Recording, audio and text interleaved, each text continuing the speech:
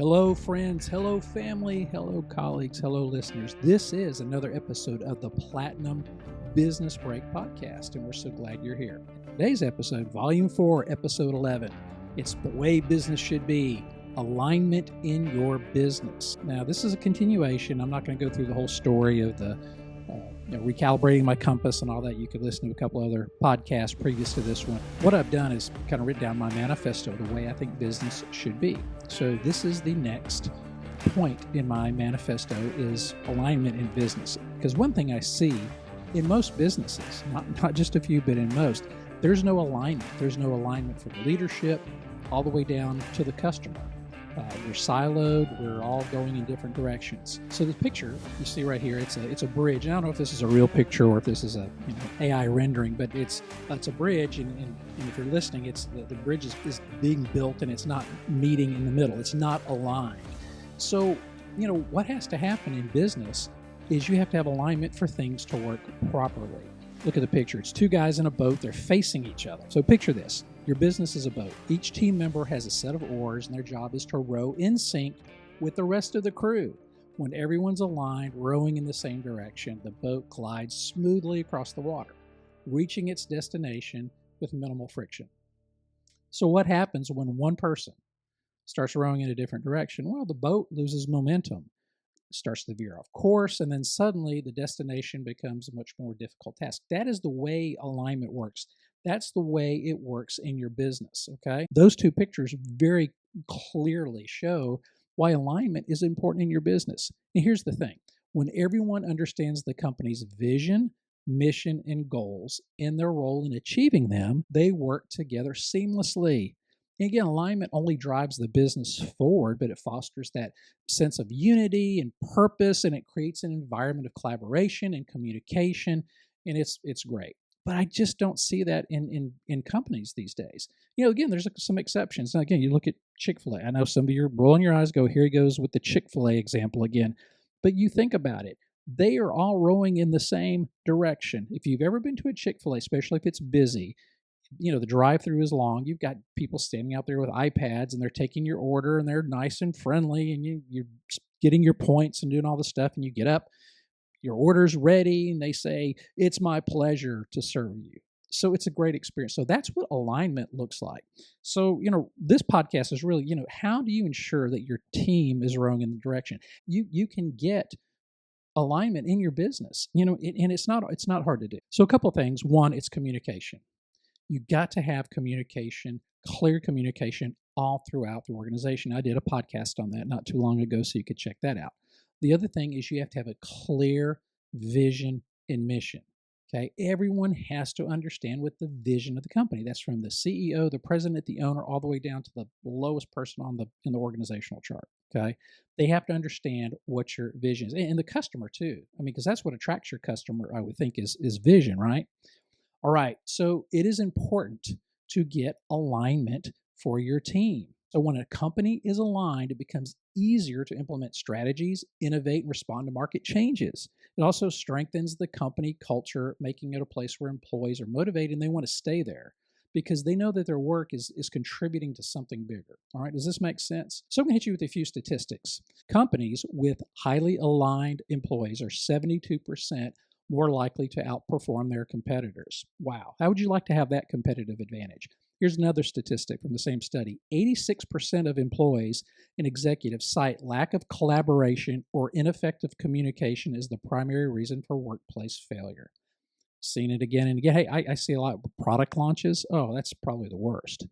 Or just simple communication to, a change in a policy, communicate down to the end user, to the customer. Seen that fumbled a lot. Right, here's the last one. Organizations with effective change and communication programs are 3.5 times more likely to outperform their peers. Okay, again, it's communication, all right? It's vision, all right? It's purpose. This is all the same, but really what it falls down to is leadership. And again, if you listen to this podcast and you know me, leadership. My friend and John Maxwell says, organizations rise and fall in leadership. And what is leadership? Leadership is influence. You can be a leader and not be the boss. Leadership is, hey, I'm influencing people in a good way, right? So here's what leadership has to do. Leadership has to, number one, set a clear vision and mission for the company. And that has to be crystal clear. It has to be said often. It has to be posted on the wall. It has to be everywhere. Because, again, I've seen organizations where the vision statement is just mentioned once and it's never mentioned again. Statistics show that you have to sometimes seven times, you got to repeat something 7 times to someone and they get it. So how often are you, as a leader or a manager or leadership group, how often are you actually talking about the vision and reminding the company what the vision is? All right. Number 2, you have to communicate consistently and transparently. All right. I can't tell you how many organizations, leadership, especially back in the days when we were all in the office, they start closing their doors and they're in closed door meetings. Man, that makes everybody nervous. Come on, guys. Let's be transparent about what's going on in the company. Employees can handle it. Obviously, if it's acquisition or something like that, you're not going to broadcast that. But just in terms of what the company's doing, new initiatives, you got to communicate consistently, transparency. And as I said before, communication is not the job of the HR department or the marketing department. Leadership, it's your responsibility. Right. Number 3, align goals across the organization. So if you have, say, manufacturing, you have customer service, and you have sales, and you have supply chain, you have all that, they're all rowing in the right direction. They all understand what the focus is. And often I see is because we've become siloed in a lot of organizations. Everyone's doing their own thing. Therefore, there's no alignment. Therefore, what happens? Customer ultimately feels it. The end user ultimately feels it. Right. Number 4, leadership must foster a culture of collaboration. Okay, they got to see you doing it. You got to lead by example, right? All right. Number 5, provide ongoing feedback and support. And this is really important to make sure everyone's aligned. You have to, one, not only give feedback, take feedback from your team members. And you have to support them. One of the jobs of leadership, one of the functions, is to remove obstacles and barriers out of the employee's way so they can do their job. All right. Number 6, and I said it before, lead by example. If you are doing those things, okay, do as I say, not as I do, right? Leadership has to show alignment, not only with each other on the leadership team, because often you see that there's a disconnect between upper management, middle management, and lower management, and then the line or the customer-facing employee, they're confused because they're like, well, wait a minute, you guys aren't even communicating, you guys aren't even aligned. All right, I think you understand. So, what are some next steps? Well, number 1, as a leadership team, audit your current alignment. And that really means just digging in deep, making sure everyone is doing something that is going to make the vision and the mission of the company move forward. It's that simple. Number 2, you got to engage your team. That means regularly talk with your team. Just don't assume things are happening. Now, look, I'm not talking about micromanaging. I'm talking about engaging your team. And I'm going to mention a process to do that here in just a minute. Number 3, implement regular check-in process. Okay, what is that? Okay, there's a cadence to that. And again, I'm going to mention that as I just said. There's an operating system you could put in your business that will take care of these steps. Number 4, you got to celebrate alignment wins. When something goes well all the way through the organization, you got to celebrate it. Okay, and it could be small, it could be big, but at least acknowledge, hey, wow, we actually launched this product successfully. That would be a good thing. All right. So I'm going to do a couple, and again, I love some Steve Jobs quotes. Here's a couple. So Steve Jobs says, tremendous teamwork at the top of the company that filters down to tremendous teamwork throughout the company. Wow. So really what he's saying is the tone is always set at the top. Chaos in leadership, team environment inevitably spills over into the team. So again, I've said it before. You show me a organization where there's chaos and confusion, I will show you leadership at the top, no leadership, chaotic leadership, leadership who's not communicating, and again, no, they're not following the mission. There's no core values. All right. So chaos in leadership team environment spills over into other teams. It spills down to the lower ranks. It happens every time. All right, here's another one. We work on the same thing and touch base frequently. So in other words, what he's saying is we make sure that we have tight alignment about what we must be working on and communicate frequently to make sure alignment is maintained. A team without alignment serves no purpose, quite literally. And again, if you've been in a team where, you wake up, you go to work, you don't really know what you're doing. You're just going through the motions.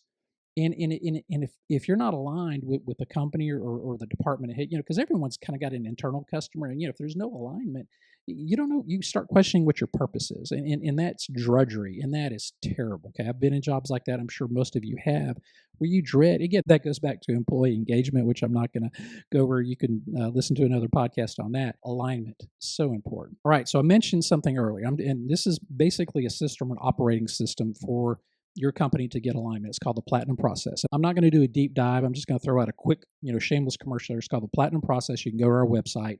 Basically, there's 8 pillars. And what it does is it sets up an operating system where you're going to look at several factors of your business. The main thing is you have to have a vision. You have to have core values. You got to make sure you got the right people. You got to have a 1, 3, 5, 10-year plan. You got to know what that looks like. You also have a meeting cadence that's very, very specific. You got to look at, what type of information or data. And then the most important thing is you've got to have tools, a toolkit to foster all of that together. But the main thing is you have a regular meeting cadence. You're talking about what's important for that time period. Okay, you're all aligned on solving the same problems. You're all aligned on the mission of the company, all right? And the next thing, also, which I think could be a huge help, is I'm also a certified Maxwell DISC consultant. What that means is I could come in, do a DISC personality assessment for a dysfunctional team or perhaps the whole company. And through that, you discover why people aren't communicating, because people communicate different because they have different personalities. And look, I know there's a ton of personality tests. There's all this stuff out here, but at the end of the day, I've seen this because I've done so many of these sessions. You have 1 of 4 personalities. You're dominant, influence, steady, or compliant. Or you're a mix. Most people are a mix. And look at it. It's outgoing, people-oriented, reserved, or task-oriented. And depending on where you're at on the spectrum, you may not be getting along with some, like, for example, if you're a steady, that's actually 69% of the population. You're people-oriented and you're reserved. Well, if you look at the dominant is more task-oriented and more outgoing. Okay, so that's almost just complete opposite. So how do those two personality types interact? Okay, that's what a DISC workshop will do. It'll show your people how to communicate each other, all right? So we talked about a process, an operating system to get alignment, and then we talked about how your people can communicate and understand each other. Okay, so if you're interested in that, we would love to help you. You can reach out to us at platinumbusinessconsulting.com or email us at info@platinumbusinessconsulting.com. All right, kind of a short episode today. There's not a lot of flash on this one, folks. It's just simple alignment in your business. And if you think you have an alignment issue, hey, ask your team members. Ask the customer-facing people in your business. Say, hey, do you think we're aligned? And you might be surprised what they say. Hopefully you have a safe enough environment they'll tell you the truth. And then you want to ask them 3 questions. 1, what should we keep doing? 2, what should we stop doing? And 3, what should we be doing? And that's going to answer that's going to give you an alignment answer right there. So if everyone's kind of the same thing, your people are going to crave alignment, because alignment from the top to the bottom makes business better, it makes it easier, it makes it flow better. And guess what? Your customers know, because if you are out of whack, if you're out of alignment, your customers know it. Don't think that they're going. Anyway, that's all we got. Thanks again for listening. Thanks again for watching. And again, this is the Platinum Business Break Podcast, Volume 4, Episode 11. The way business should be. Alignment in your business. It's important. And thanks for watching, and we'll see you soon.